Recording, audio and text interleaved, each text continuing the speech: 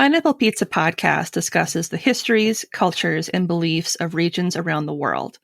These stories often contain mature and sometimes disturbing content that may not be suitable for all audiences. Listener discretion is advised.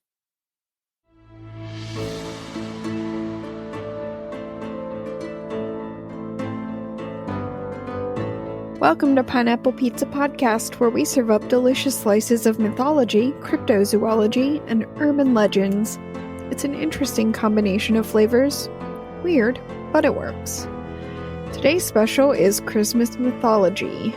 I'm your hostess, Ashley, and with me today, as always, are the fabulous and funny Emily and Lindsay. Fabulous! Hi. So, we're going to do a story. It's going to be weird and German. Woohoo! And that's basically, I'm weird in German, so it makes sense if you think about it. I am also weird in German. I'm German, but I'm not weird, so no, that's a lie. Okay. I'm going to go ahead and call lies on that, but that's fine. All right, so let's just do this. Hundreds of years before the birth of Jesus of Nazareth, the winter solstice was a widely celebrated day in many cultures throughout Europe. It was a joyous occasion when communities could take comfort in knowing the worst of the winter should now be behind them. Sure. Oh, I'm sorry. I live in the Northeast, and it's never behind you. Never think it's behind you. It's always in front of you. Anyway, back to the story. And brighter days, literally and figuratively, lay ahead. See what I did there. The Norse of Scandinavia celebrated Yule from December 21st into early January, an occasion meant to mark the return of the sun. S-U-N, just in case you were curious. The celestial body, not the person. You know, that thing that's up there, and it's hot and shiny. You're not supposed to look directly at it, or so they tell me. To celebrate, men would bring home large logs that were set ablaze, and then families would feast until the fire burnt out. And I don't know about you, but that sounds like one hell of a shindig. Sounds like something I'd go to. I'd feast until the fire went out, and I could do it all day. All the cheese soup. I'm sorry, did I mention that I'm trying to lose weight right now, so I'm always hungry. Anyway, this was a lengthy festival because it could take up to 12 days for that massive log to finally go out. Now that's a party. Right? And there was probably a lot of drinking, I assume, so I'd go for it. Each spark from the fire was thought to represent a new calf or piglet that would be born in the coming year, so that's kind of cool. Now, let's change gears and go over to Rome, because we know how much I love Rome. It's your favorite. It's my favorite. It's up there with Spain. With Spain. I like Spain, I just hate their conquistadors, and I have an attitude about it. Spain, you're lovely. Please don't take it personally that I hate your conquistadors. Or do. It doesn't matter. Anyway, in Rome, the winter solstice celebration was known as Saturnalia, a holiday honoring, you guessed it, Saturn, the god of agriculture. Celebration began the week leading up to the winter solstice and stretched on for how long do you think? 40 days. Ooh, I like it. Emily? I would say probably like a month. A full month. Ha! During Saturnalia, the normal social hierarchy was thrown out the window, and enslaved people were given temporary, underlined 3 times, freedom from their duties and treated as equals. But, you know, that's not allowed to last, so... Of course not. You can have a taste. That's it. You can have 1 month, and then it's back to building my stuff. Feasting and heavy drinking were routine, and all businesses and schools would close so that everyone could celebrate to their heart's content. It seems like things really haven't changed that much. Feasting and heavy drinking. Is there heavy drinking at your Christmas? I hope not. No comment. The only time there was heavy drinking at my Christmas was my 21st birthday, because I got drunk and my grandma didn't like it.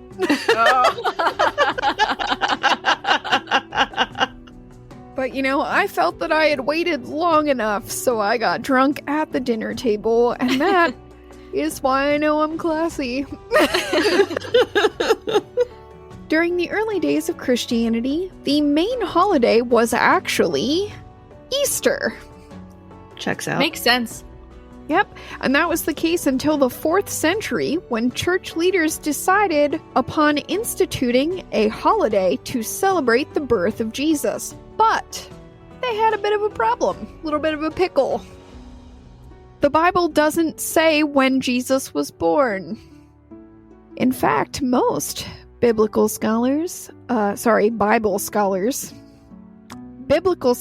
and Bible scholars are different, and I should have remembered that when I was typing this up, so you live, you learn.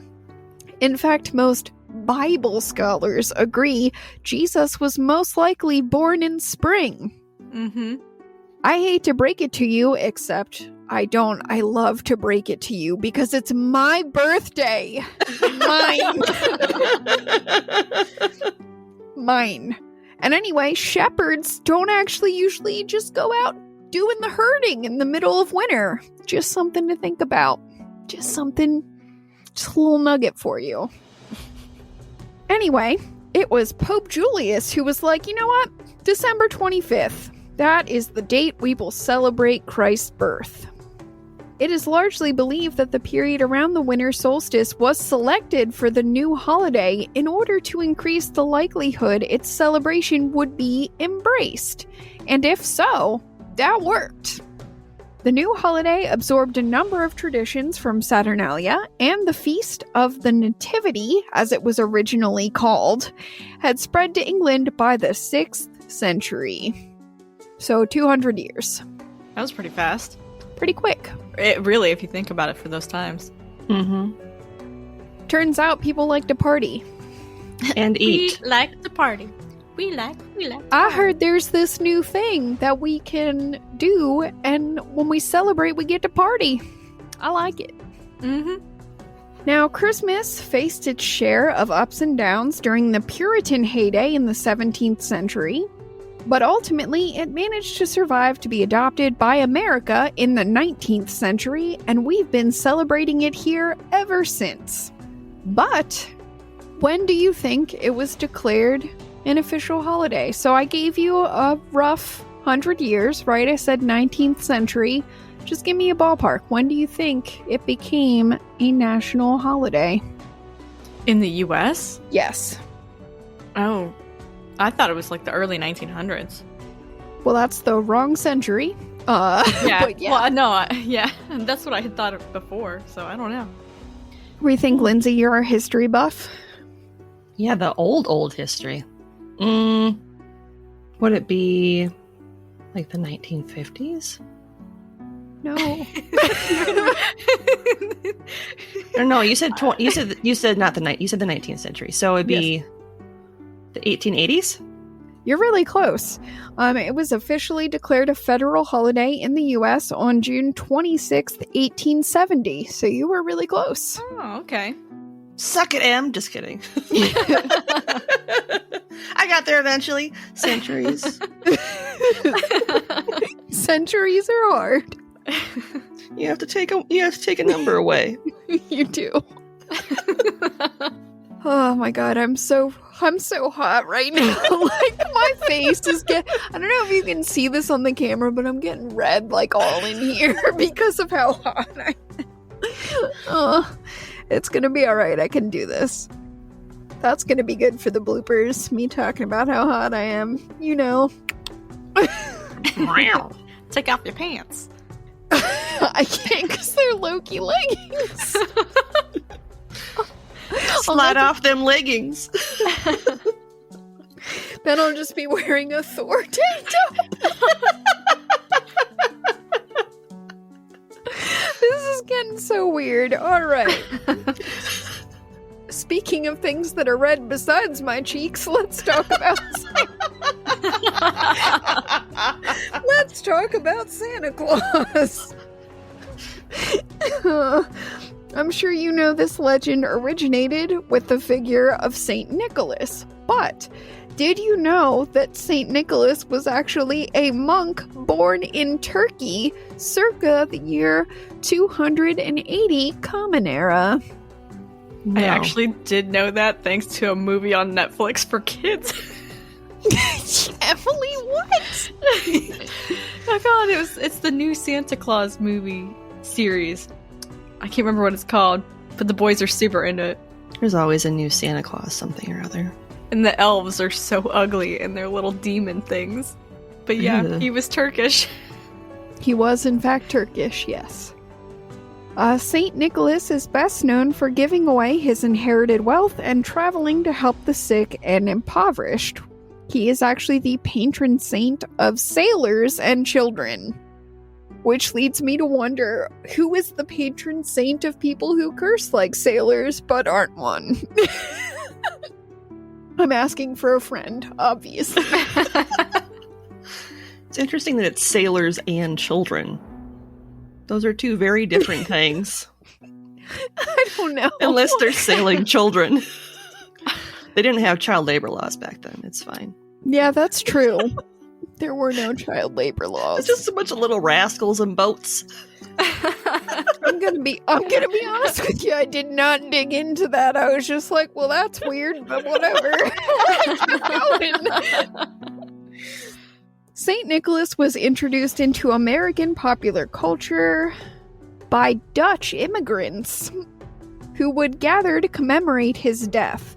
Now, believe it or not, that actually came over to America in the 18th century, so before Christmas, which is kind of fun because that's probably not what most people would expect. The Dutch immigrants sometimes referred to Saint Nicholas as Sinterklaas, from which the name Santa Claus is derived. Just in case you didn't know that, because I didn't know like any of this, except for the thing about the Romans and Saturnalia. I knew about that. Père Noël. Papa Gijo. Have you been watching that movie with shit, what's his name? It's called the Santa Claus. Yeah, no. The actor who I don't like. Tim Allen. Tim Allen. Yep, Tim Allen. That guy. All right, we're not going to get started on that. Anyway, that's the nice thing is that I went a little light on the history this time, so we're actually done with the history. Let's go ahead and take a quick break, and I'll be back with the main course. And we're back. I hope you're hungry because it's time for our main course, and things are about to get real weird. We do love it weird. I considered writing something clever, and I was like, nope, just say weird. That's good enough. We'll get there on our own. Well, when choosing a topic for the Christmas triptych, I was like, I could get on the internet and look for something, or I could totally cop out and pick something that I already know some stuff about because it's kind of related to my roots, and I went the lazy route, and here we are. Good choice. Doesn't mean it's not a good story, though, so hopefully everyone will still enjoy it. If you did not know, because I can't remember if I've talked about this really on the show or not before, my family has Pennsylvania Dutch roots. And if you also didn't know, Dutch does not mean Dutch. It's Deutsch, which is German, because I'm hella German. So just in case you didn't know any of those things, there's a little bit of some Ashley trivia. No, there's no Ashley trivia. I'm an unsolvable puzzle. I'm just kidding. I just got the worst thought in my head. What? You can't say that and then not share it. Okay, so I was trying to find a really good puzzle for my dad for Christmas, and I was like, oh, I should get you for my dad for Christmas. Nope. Bad. Back it up. Nope. Record scratch. Please don't give me to your dad for Christmas. He'd be like, thanks? What's this? He would call you 5 minutes later and be like, get rid of this thing. I don't want it. But if anybody is looking to adopt a chubby, pale girl, I'll think about it. Send your submissions to pineappizzapod@gmail.com. And send a picture of yourself holding up that day's newspaper. I'm not getting catfish today. I can't breathe. And I'm like getting even redder, I think. Alright, so anyway, what I actually picked to talk about was the Belsnickel, so we should probably talk about that instead of gifting me to men, which is weird. So anyway, we're going to be talking about Belsnickel for the central focus of our episode. Now, before we dive into the specifics of this figure, we need to touch briefly on the Companions of St. Nicholas, which is a group of related figures who occasionally... I'm sorry, why did I write occasionally? It's usually... I was drunk when I typed this. I'm just kidding, I don't actually drink. I have no good excuse. They usually accompany Old Saint Nick on his Yuletide travels, mainly throughout the countries that were once part of the Holy Roman Empire. But, like all things, the influence of these ideas spread to some of the surrounding areas too. Often they serve as a foil for Santa Claus by threatening misbehaving children with various forms of punishment for their misdeeds. You know, that old nugget.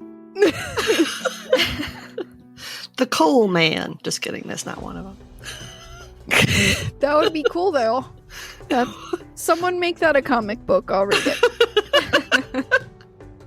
Belsnickel is related to these companions, but he combines both the punishment and beneficial aspects that are split in most traditions between the companion, who's the negative side, and Santa, who is the positive side. So he's both. Another key difference is that Belsnickel visits houses without St. Nicholas. So apparently he has his own driver's license and he goes wherever he wants. He doesn't have to wait for Papa Gijo to get out the sleigh. Geographically speaking, Belsnickel hails from the historical Palatine region of Germany, which is roughly the southernmost quarter of the modern German state of Rhineland-Palatinate, with an area of 2,105 square miles or 5,450 square kilometers. And I don't know what any of what I just said means. But if you do, congratulations, you know where Belsnickel comes from. Listen, I looked at a bunch of different maps, but I find Germany, confusing, probably because I don't know that much about it. And I don't understand its regions at all. So, I'm sorry about that. Never said that I was a geographer, though, so it's probably okay. With that being said, the folklore surrounding Belsnickel was brought to the U.S. by German immigrants, and so he is part of the Christmas traditions of the Pennsylvania Dutch communities, and that's where my connection to this figure comes from. Now, I'm too young, despite the fact that we regularly say I'm 1,500 years old. I'm too young to have had a visit from Belsnickel myself, but I have heard some stories about him, so I was kind of familiar with him growing up. Belsnickel became a well-known figure in Pennsylvania beginning in the early 1800s, and there was a time that homes throughout the Pennsylvania Dutch community could expect to receive their annual visit from Belsnickel in the weeks or days leading up to Christmas. So sometime in the days or a week or so leading up to Christmas, this guy would show up at your house. Now, in appearance, Belsnickel has a few different forms. The most common is a somewhat disheveled man dressed in tattered clothing and furs. Are you okay? This homeless man shows up. I'm Belsnickel. It's okay, you can let me in. Yeah, that's pretty much what happens. But it makes sense given that his name is a combination of the German word Bels, meaning fur, and Nickel, meaning Saint Nicholas. So basically, okay. Saint Nicholas in furs. Why he's dirty, I don't know. He will sometimes have bits of foliage stuck in his clothing or even don antlers along with the fur cap atop his head. He also has a scraggly beard and comes carrying both candy and a bunch of switches. I figured it out. I figured out why he's dirty. Why? It's because he's been doing reconnaissance in the bushes around your house. Okay, that's really creepy, but sure, we'll go with that.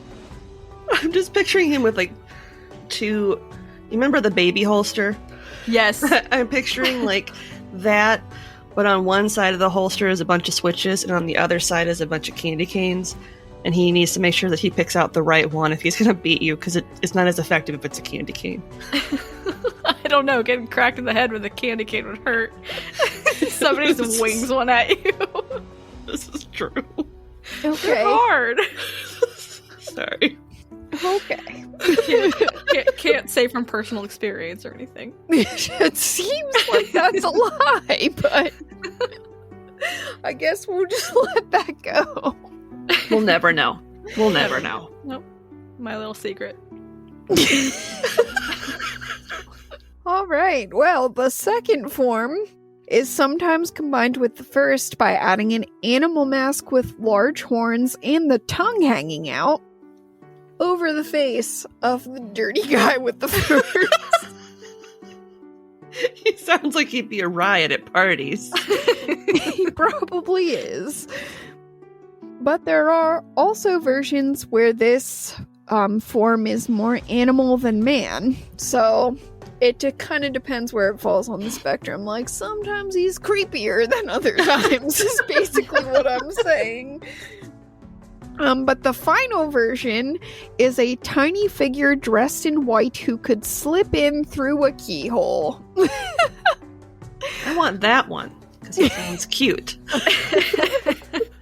And because if he causes any problems, you can just trap him under a teacup.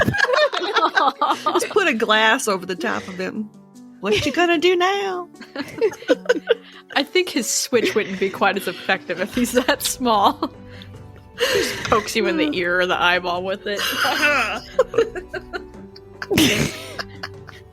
This tiny version would leave behind little trinkets on a plate. So he would just leave little goodies, like on a little plate that's sitting out. Kind of like the reverse of putting cookies out for Santa. How big are their freaking keyholes? If this guy's leaving trinkets, he had to have been carrying them in his pockets, but that means they have to be itty bitty. I'm picturing like a little thimble, like the different characters you would play with in Monopoly. I'm picturing little things like that. Those wouldn't fit through a keyhole. I didn't go back in time and measure the keyhole, so I can't really help with this. I mean, if you think about skeleton keys, they could be kind of big. I mean, in cartoons, whole eyeballs will fit through a keyhole, so... Maybe he's like a squid and he just smushes himself through. I don't know. Okay, so enough with the descriptions. I want to describe what a typical visit from Belsnickel was like in rural Pennsylvania Dutch communities.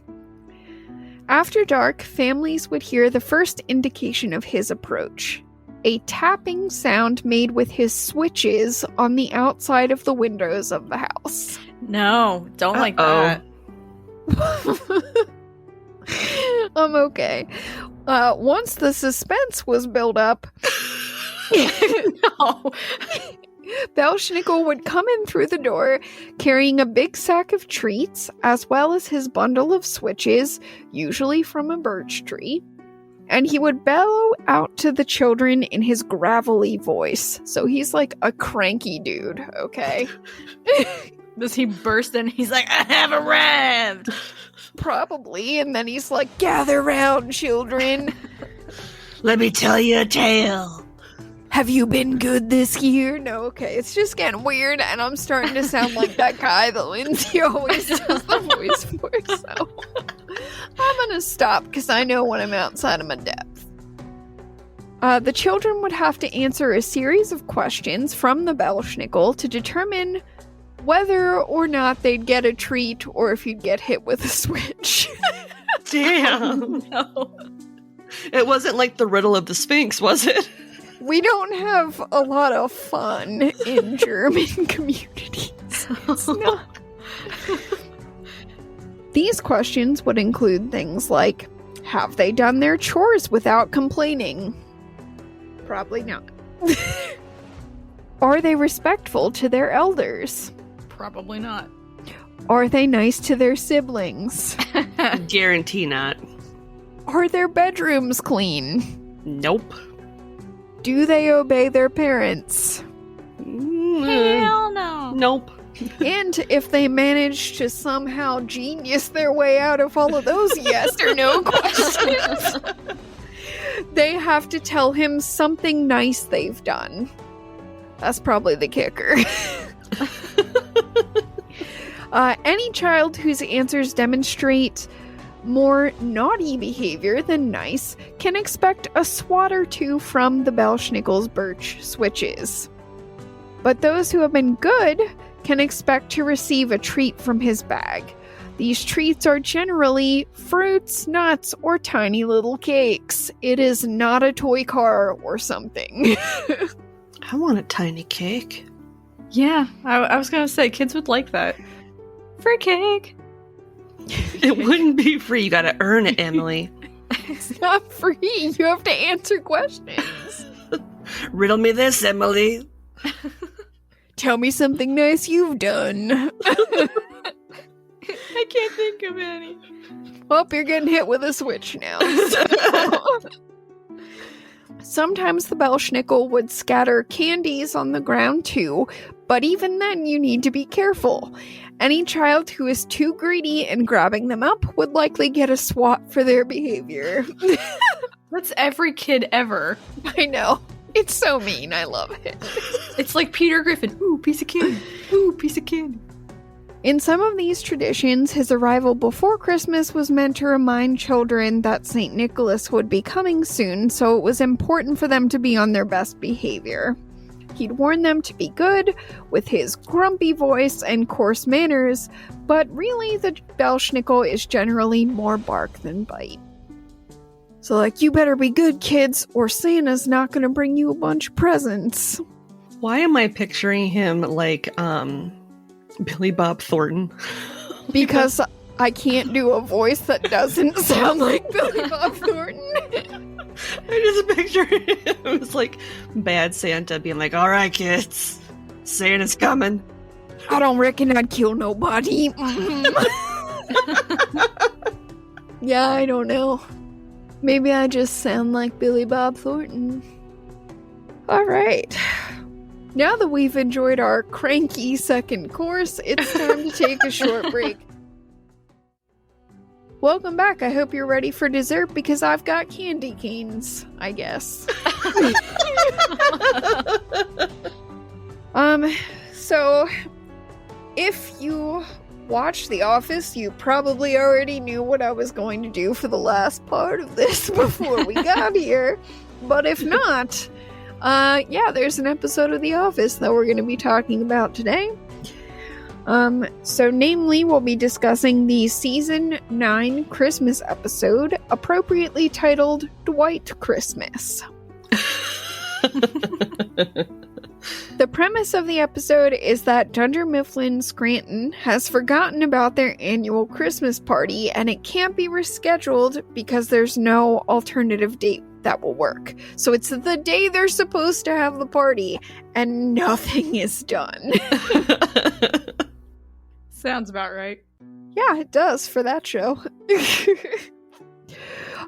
So trying to quickly throw something together on the spot leads to a bunch of suggestions from people in the office, and Dwight suggests having a Pennsylvania Dutch Christmas, and literally no one wants to do that except for Jim.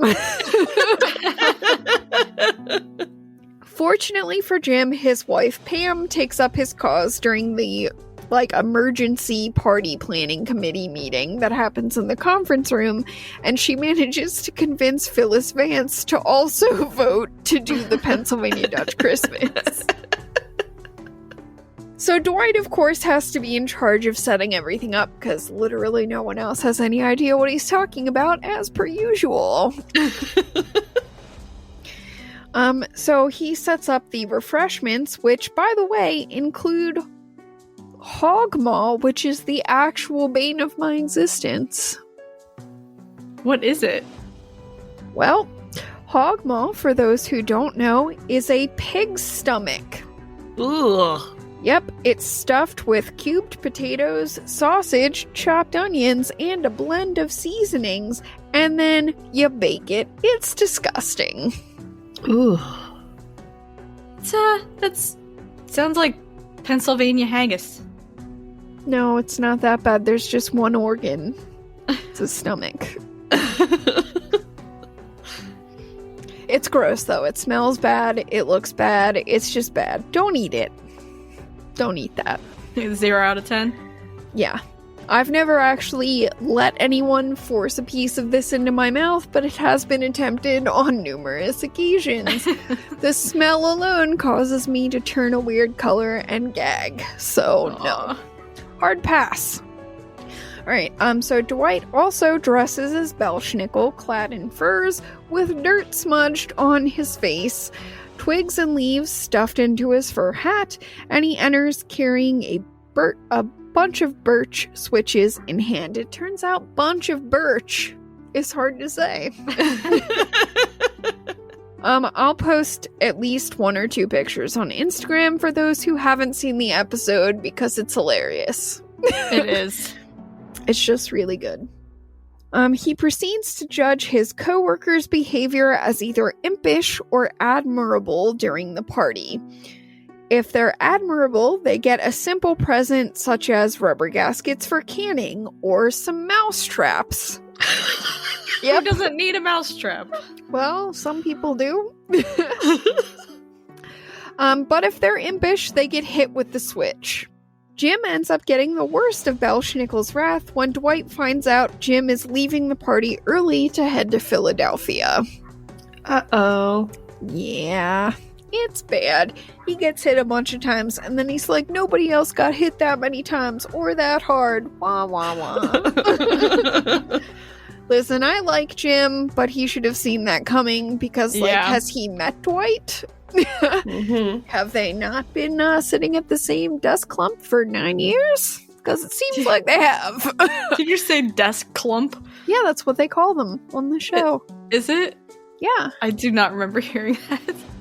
Rewatch the episodes with Kathy, Pam's replacement, while she's out on maternity leave, because they keep saying that she sits at their desk clump. So that's what funny. They call it. I'm going to call it that from now on. Well, it's a desk clump. That's literally what it is. A clump of desks. Of desks. Because they're not cubicles. They don't have any walls. This is true. So I'll be honest, I can't speak to where the writers got the words impish and admirable from. It's possible that they, interviewed people or something that were able to provide that information. I don't have firsthand experience with Belsnickel, just those generational stories, and ours didn't include anything like that. We just said naughty or nice. Mm-hmm. So I don't know if they were just trying to separate it from the whole Santa Claus thing and make it more distinct, or if that's a real thing. If anybody listening actually knows the answer to that, please feel free to send us an email, because I'll be honest, it's bothering me. Because I obviously did research to put the episode together, and I didn't come across that language in any of the articles I was reading about Belsnickel either, so it's kind of bugging me, and I want to know. That is interesting. It's possible they just made it up, but I would like to know if somebody else actually has an answer to that question. If I still had DVDs, I might be able to listen to commentary and find out, but I don't. Because it's 2021, and who the fuck still watches DVDs? What are those? Mine are all in storage, in boxes. Little boxes on the hillside. Little boxes made of ticky taffy. We're just gonna start singing the song now, and then we'll smoke some weed at the end of it. Yep. Cool. So anyway, I still don't know, and I wasted an upsetting amount of time trying to find an answer to that question. People are probably judging me, thinking like, oh, you should have just got the DVDs and then watched the commentary. And I'm like, yeah, I could have done that, but then what if the answer's not on there? And I wasted money on DVDs that I don't want. Yep. So, I don't know. If anybody does know, please shoot us an email or send me like a DM or something on our social media and let me know. Because I'm serious, it's irritating me. I want to know. Like, I want to know, but I'm too cheap to want to know bad enough to buy DVDs. But yeah, so the episode, is really funny. I have to say, like, out of the Christmas episodes, this is probably one of my favorites, and it's not just because as soon as I saw Hogmaw, I got to rant about how much I hate Hogmaw for like 5 minutes. You don't often get an excuse to complain about that, so it was nice. But I thought it was really funny too, especially since Phyllis just keeps trying to convince Dwight to let her have the bowls that he brought that are like belong to his family because she wants them. She's like, oh, I'd rather have the bowl. And he keeps going, you can't have the bowl. They're a set. So yeah, this is probably one of my favorite out of the Christmas episodes. Although that episode where Meredith sets her hair on fire is also pretty good. That was pretty good. That's the Moroccan one? It is, yep. Okay, I thought so, but then I was like, as soon as I went to say it, I was like, that's gonna be wrong. But yeah, it's a good episode, and like I said, I'll post some pictures of it. He also has like this weird wine stuff that he says is also used for sterilizing medical instruments. Listen, I have no personal experience with that, so I left it out. I was like, I tried to figure out how to spell it. I don't know, because I'm not actually German. My blood is, but I'm not. So I gave up after a little while, because I couldn't find it. But it's probably a real thing, because, like, sounds like something they would do. I'm allowed to say that because my blood is German, so what are you gonna do? Yes, this is true. Alright, so does anybody have anything good that they want to share? Because I'm gonna be honest, that's it for the episode. This is a shorter one for me. I can go. Okay. Yesterday I took Kona out to get a bath at the groomers because I don't bathe her at home because it's just a hot mess and I don't like doing it. And she came back and she is so soft and she smells so nice. She doesn't smell like a fish market anymore, which is great. Gross. So, and she hasn't expressed her glands yet, so that smell hasn't returned to our home. So, hopefully it'll be a while before that happens again, but as of right now, she's very soft and she smells nice. That is something good, yes. Yeah, definitely. No fishy house is a good thing. This is true. Because it's gross, and I don't like it. Especially when she does it against my body. When I'm, like, in a work meeting and I can't dry heave like I want to. Oh my god, I don't know how you handle that. I would lose it. I just yell at her afterwards, and I'm like, why are you the way that you are? Oh my gosh. You're so gross. Well, okay, so my week was interesting. Monday morning, we got the email that the kids were going to be going virtual until after Thanksgiving break. So I don't really know that I have anything particularly good to talk about, except that I still have my sanity. Yeah, that's pretty good. That's good. I'm surprised I managed to hold on to, because this is the first time they've gone virtual this year, and they did not readjust well at all. It was a freaking nightmare. So it was an interesting week, but I'm happy to see you ladies. I'm glad you survived. Yeah, me too. I'm proud of you because that's got to be difficult. I don't think I could do it. Kids are special creatures. Yeah, I don't really know that I have anything super good either because my life's been kind of a train wreck lately. But I did remember before I actually read the closing that I almost forgot to read my sources for the episode. So that can be my something good. And I can read my sources before I fuck this up again. So, ingredients for this dish were sourced from an article for Penn Live by Marcus Schneck called What is the Belsnickel? Why is it part of Pennsylvania Dutch Christmas? Couple of pages from Wikipedia that I'm not going to individually list off because why? An article from The Morning Call by Kathy Lauer Williams called The History of Belsnickel, Santa's Cranky Cousin, and a page from history.com on the history of Christmas. So there you go. I read stuff. And you remembered. Yep, before I read the closing, and that's all that matters, even though I still fucked it up a little, but that's fine. Because you know what?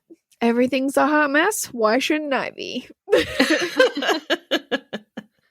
Whew, all right. So thank you for coming to visit our beautiful pizzeria and enjoying a Christmassy slice of mythology. Pineapple Pizza Podcast. Sweet and cheesy. Not everyone understands our awesomeness, but we're glad that you do? ? If you're enjoying the show and you'd like to help support us, check out our TeePublic shop for some amazingly fun and funny merch.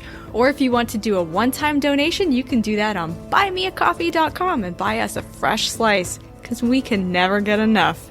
Of basically anything, if we're being honest. If you absolutely love the show and you want to check out some fantastic bonus content, you can become a donor on Patreon and earn all kinds of amazing benefits. We have 3 tiers to accommodate almost any budget. The $3 Mythbuster, $7 Cryptid Hunter, and $15 Storyteller. Become a patron today and start enjoying all the perks and extra content right away. Don't forget, you can find us on Twitter and Instagram at PineApp That's PineApp, A-P-P, Pizza Pod. You can also send us questions, comments, and topic ideas at pineapp@gmail.com. Remember, there's the 2 P's in app. Otherwise, you're emailing someone else, and I don't want to be held responsible for that. Thanks for stopping in for some deliciously weird morsels, and just remember, no matter how you slice it, you're awesome. And we love you.